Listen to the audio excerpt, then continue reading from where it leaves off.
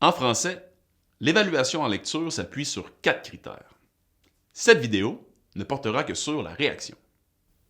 Les questions de réaction te permettent d'exprimer ton avis à propos de certains éléments du texte. Ce type de question fera appel à ton opinion, à tes préférences personnelles, à tes valeurs et à ta culture générale. On te demandera généralement de lier tes impressions personnelles à des éléments du texte. Par exemple, après la lecture d'un texte narratif, on pourrait te demander d'y réagir en décrivant les émotions que tu as ressenties en le lisant, en expliquant quel personnage te ressemble le plus, ou en racontant comment tu aurais agi à la place d'un personnage. Après la lecture d'un texte courant, on pourrait te demander comment tu t'es senti en le lisant. Tu pourrais aussi avoir à réagir en expliquant si tu es en accord avec la position de l'auteur ou encore si ta vision du sujet du texte a changé après ta lecture.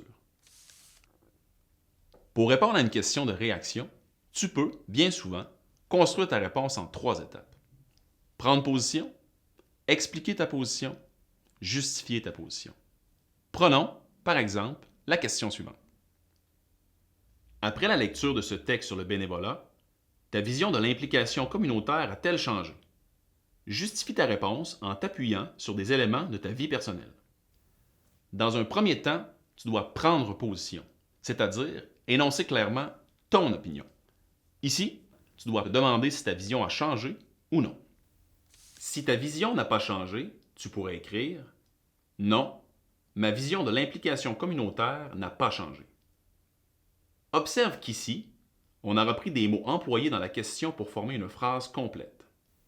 Dans un deuxième temps, tu dois expliquer ta position. Pour ce faire, tu expliques en une phrase ou deux pourquoi tu prends cette position. Pour que ta réponse soit bien formulée, choisis un marqueur de relation qui introduit une explication comme « en effet ». Tu poursuivrais donc ta réponse en écrivant « En effet, le texte présente les effets positifs du bénévolat dans une communauté et j'étais déjà bien conscient de ses impacts. » Dans un troisième temps, tu dois justifier ta position. C'est à ce moment que tu dois appuyer ta réponse sur des critères ou des exemples tirés du texte ou de ta vie personnelle, selon ce qui est demandé dans la question. Dans l'exemple, on te demande de justifier ta réponse à l'aide d'éléments tirés de ta vie personnelle. Tu pourrais écrire « Je fais régulièrement du bénévolat dans une résidence pour personnes âgées près de chez moi et je peux constater à quel point mes visites ont un effet positif auprès des aînés qui participent à mes activités. » Tu as maintenant une réponse développée en 3 étapes. Sache que chacune d'elles est nécessaire pour que la réponse soit jugée complète.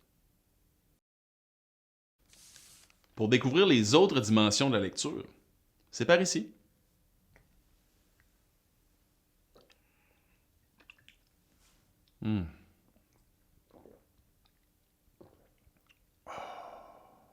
Ouh! Ça fait du bien.